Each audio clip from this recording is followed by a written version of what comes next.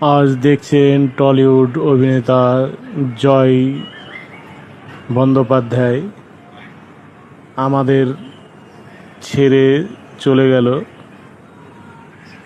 আমরা যে কি হারালাম এই টলিউড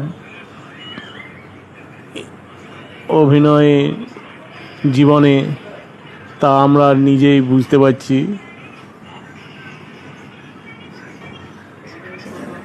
এই জয় ব্যানার্জি অনেক অভিনয় করেছেন রঞ্জিত মল্লিকের সাথে, চুমকি চৌধুরীর সাথে, বিভিন্ন লোকের সাথে, কিন্তু এই লোকটা খুব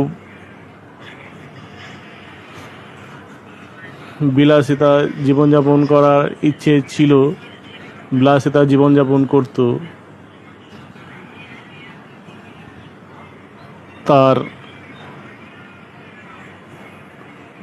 জীবনটা আজ কি বলবো বন্ধুরা,